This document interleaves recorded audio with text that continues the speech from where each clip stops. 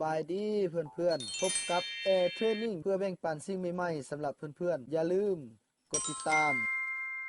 กดกระดิ่งกดไลค์และกดแชร์ให้เด้อเพื่อจะมีคลิปใหม่ๆเนาะสำหรับเข้ามาเพื่อให้ได้ติดตามนำกันเนาะสำหรับคลิปนี้เนาะให้ไปติดตามขั้นตอนนำกันเลยเนาะสบายดี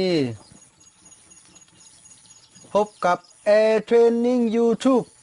อย่าลืมกดติดตามเด้อมื้อนี้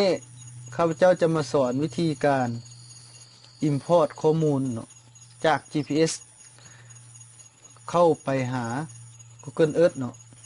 หวังว่า Google Earth หลายๆคนอาจจะฮู้และได้นำใช้เนาะแต่ว่าบางท่านเนาะอาจจะบ่ทันฮู้วิธีการดาวน์โหลดเนาะข้อมูลจาก GPS เนาะก็คือตัวนี้เนาะนี่เนาะข้าพเจ้าใช้ 64S เนาะจากตัวนี้เนาะโหลดเข้าเป็นไปใส่ Google Earth เนาะดังเช่น GPS ตัวนี้เนาะซึ่งมีความสำคัญหลายอย่างเนาะเฮาใช้เข้าในการมากจุดพิกัดเส้นที่ดินเนาะที่ดินเป็นที่ดินเฮือนดินสวนดินนาเนาะอย่างต่างๆเนาะเฮาสามารถนำใช้ได้เนาะแล้วก็ใช้เข้าในการเดินสำรวจทางเนาะถ้าเป็นด้านเวียกงานบ่แฮ่ก็นำใช้เข้าในการไปมากจุดพิกัดบ่อนที่ไปสำรวจอย่างต่างๆเนาะมันมีแฮ่มีอย่างต่างๆเนาะสามารถนำใช้ได้เนาะโอเควันนี้จะมาสอนวิธีการดาวน์โหลดจุดเข้า Google Earth เนาะสิ่งที่เราต้องเตรียมเนาะมีคือดังนี้เนาะ1มี GPS เนาะ2ท่านตัวนี้เนาะเอาไปใส่เลยเนาะใส่ท่านเลยเนาะใส่ให้ถึกเนาะบวกเลยลบ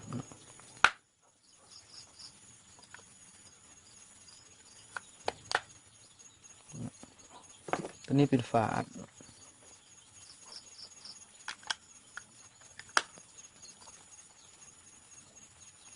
สำเร็จเนาะแล้วอีก1อันคือสาย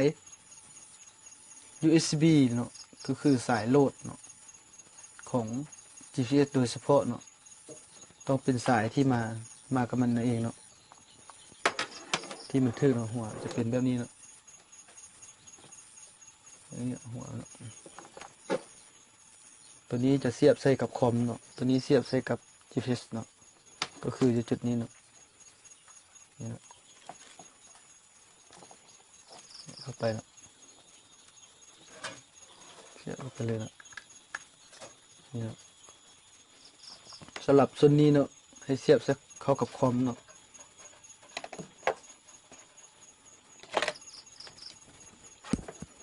สลับส่วนนี้ให้เสียบเข้ากับคอมเนาะและอีกอย่างหนึ่งก็คือ Google Earth นั่นเองเนาะที่เราต้องเก็บไว้เนาะและเวลาเราใช้ Google Earth แน่นอนมันต้องได้ใช้กับอินเทอร์เน็ตเนาะเพราะว่ามันเป็นโปรแกรมออนไลน์เนาะเราสามารถเบิ่งธรรมชาติแบบ 3D เนาะฉะนั้นวิธีการดาวน์โหลดเนาะและวิธีการต่างๆนั้นเนาะให้ไปติดตามและเบิ่งนำกันในคลิปเนาะไปเลยสบายดีเนาะเราจะมาต้อนเลยเนาะวิธีการ Import ไฟล์ GPS หรือไฟล์จาก GPS เนาะเข้ามาเป็น Google Earth เนาะเข้ามาอยู่ใน Google Earth เนาะไปติดตามขั้นตอนนำกันเลยเนาะก่อนอื่นหมดเนาะเราจะเปิด Google Earth เนาะให้ไปที่เชื่อมต่ออินเทอร์เน็ตก่อนเนาะ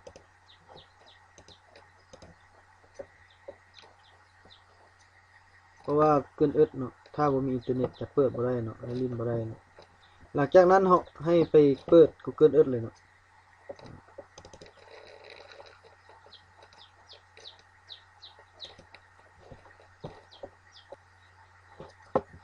เนาะหลังจากเปิด Google Earth ขึ้นมาเรียบร้อยแล้วเนาะให้ไปเสียบ GPS เข้าคอมพิวเตอร์เลยเนาะเสียบเลยเนาะหลังจากเสียบ GPS เข้าคอมพิวเตอร์แล้วเนาะให้นั่งรอท่าให้คอม เนาะลิงก์กับ GPS ให้สำเร็จก่อนเนาะแล้วจึงไปขั้นตอนต่อไปเนาะ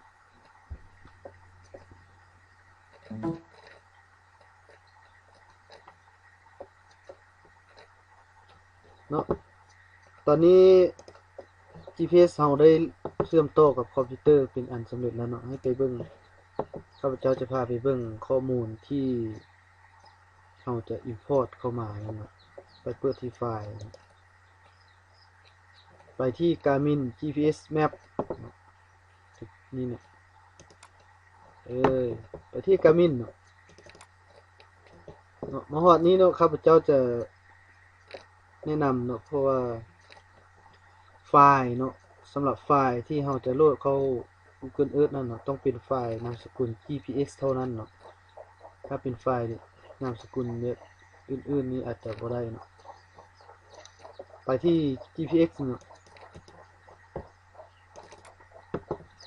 ก็คือไฟล์ตัวนี้เนาะที่ข้าพเจ้าจะ import เข้าให้ไป Google Earth เลยเนาะเดี๋ยวเบิ่งวิธีการดาวน์โหลดเนาะเบิ่งวิธีการ import เข้ามาเนาะไปที่ Tool เนาะนี่เนาะไปที่ GPS เนาะเลือก GPS เลยเนาะเลือกเลยเนาะเราจะมาหน้านี้เนาะให้ไปที่ import from file เนาะตัวนี้เนาะจิ้มไปเลยเนาะแล้วไปที่ import เนาะ import อยู่ลุ่มสุดเลยตัวลุ่มสุดเลยเนาะจิ้มเนาะนี่เนาะเฮาไปเลือกนี่เนาะเข้าไปเราจะเข้าไป GPS Garmin นี่เนาะเราไปที่ Garmin เนาะไปที่ GPS นี่เนาะเลือกไฟล์ที่เราจะ import เข้ามานี่เนาะหลังจากนั้นจิ้มที่ Open นี่เนาะมันจะทำการ import เข้ามาเนาะ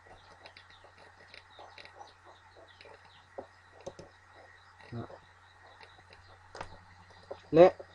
สำหรับไฟล์ของ